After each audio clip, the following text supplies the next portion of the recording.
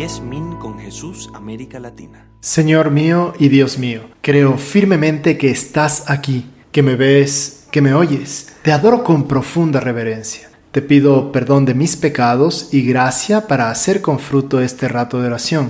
Madre mía Inmaculada, San José mi Padre y Señor, Ángel de mi guarda, intercedan por mí. En la primera lectura que nos propone la Iglesia en la liturgia del día de hoy, nos encontramos con la primera carta de San Juan, que expone cómo el vivir como hijos de Dios es incompatible con el pecado. Y de hecho, la forma en que San Juan llama a los destinatarios de esta carta, hijos míos, supone en que entre ellos existía una relación no solo de fraternidad, sino también de filiación. Les dice hijos míos porque les había engendrado en la fe. Había sido el apóstol de los que reciben la carta, el que les había atraído al Señor. San Juan es muy dado a la confrontación dualista. Habla entre la luz y la oscuridad, entre el bien y el mal, y presenta en contraste las obras de los hijos de Dios con las obras de los hijos del diablo. Unos y otros tienen comportamientos antitéticos, que están contrapuestos. Y conociendo sus obras, sabremos a quién se ha adherido quien realiza las obras. Dice el texto: hijos míos, que nadie les engañe. Quien obra la justicia es justo, como Él es justo. Quien comete el pecado es del diablo, pues el diablo peca desde el principio. El Hijo de Dios se manifestó para deshacer las obras del diablo. Todo el que ha nacido de Dios no comete pecado, porque su germen permanece en él, y no puede pecar porque ha nacido de Dios. En esto se reconocen los hijos de Dios y los hijos del diablo. Todo el que no obra la justicia no es de Dios, ni tampoco el que no ama a su hermano. Este texto, hemos visto, comienza con esa exhortación de no dejarse engañar, que es la acción propia de los pseudos profetas. No podemos dejarnos engañar por nada ni por nadie, ni por las tentaciones que nos alejan de ese proyecto original de Dios, ni por las seducciones de otros que nos desvían de nuestro camino vocacional, ni siquiera por nosotros mismos y por nuestros egos, porque todo el que no obra la justicia no es de Dios, ni tampoco el que no ama a su hermano, dice este texto de San Juan. La prueba de nuestra identidad, lo que es lo mismo, de que pertenecemos al ámbito de Dios, es nuestra forma de actuar, nuestras opciones y acciones concretas en el amor al hermano. Si alguno dice amo a Dios y aborrece a su hermano, es un mentiroso, pues quien no ama a su hermano, a quien ve, no puede amar a Dios a quien no ve. Ya los profetas anunciaron y denunciaron continuamente esto. Una buena relación con Dios siempre se traduce en una relación de amor fraterno hacia los hermanos. Y viceversa, la idolatría siempre se traduce en la injusticia, en la insolidaridad, cuando nos alejamos del prójimo, cuando no nos importa, cuando somos indiferentes. Y si miramos nuestro comportamiento, podremos determinar a quién hemos entregado nuestra existencia, nuestro proyecto vital, quién es el Señor de nuestra vida.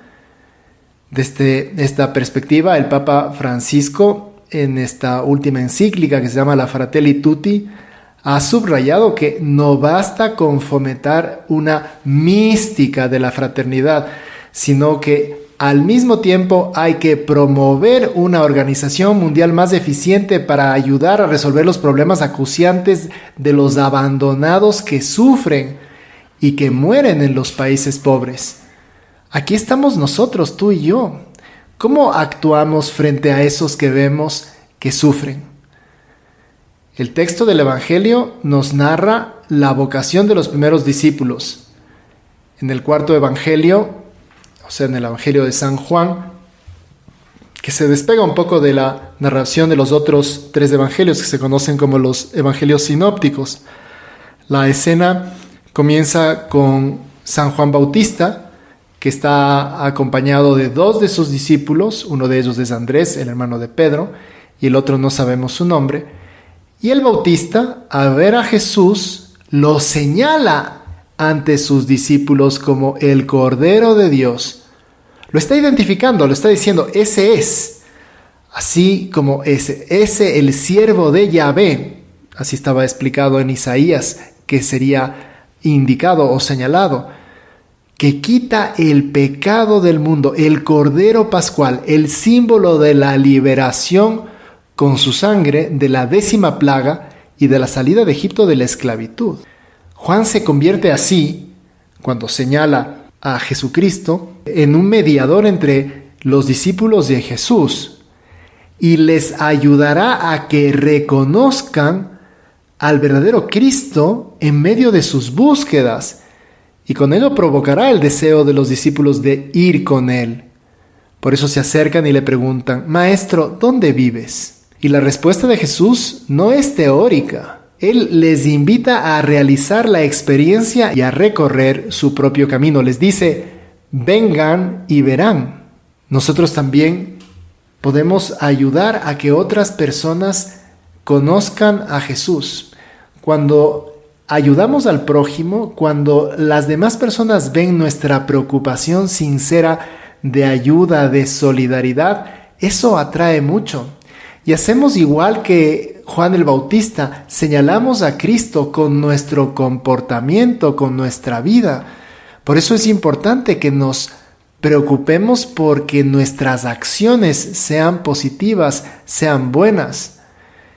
El corazón del hombre es de tal magnitud que solo Dios puede llamarlo. ¿Te acuerdas de eso de San Agustín? Nos hiciste, Señor, para ti, y nuestro corazón está inquieto hasta que descanse en ti. Por eso, primero nosotros no podemos matar ni achicar el hambre de nuestras propias almas.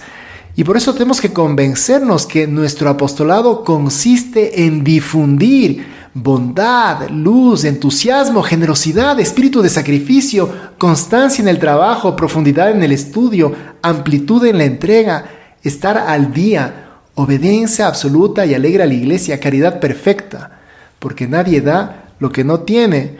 Y no te olvides que tanto mejor convencemos cuanto más convencidos estamos.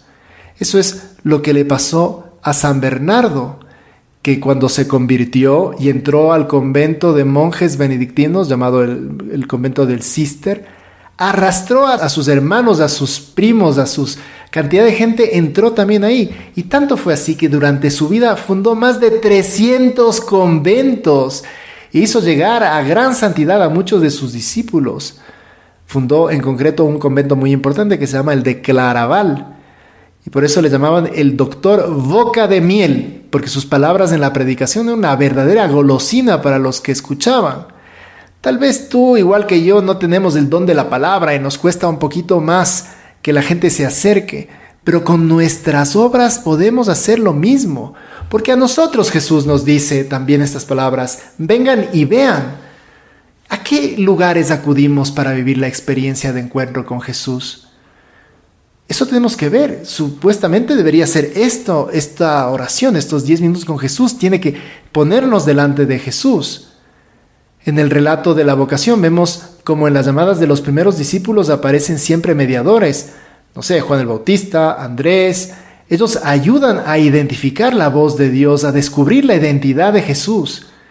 En muchas ocasiones nosotros también necesitamos de la mediación de otros hermanos que nos ayuden a distinguir la voz de Dios en medio de los ruidos del mundo y poder así acudir a sus llamadas. Pero en otros momentos nosotros seremos esos señaladores o indicadores. Ayudaremos a que otros descubran a que Jesús está aquí. Vamos a pedirle en esta oración: Señor, ayúdanos a ser más apostólicos, ayúdanos a que con nuestra generosidad, con nuestro entusiasmo, con nuestra luz, con nuestra bondad, vayamos indicando el camino a los demás para que te descubran.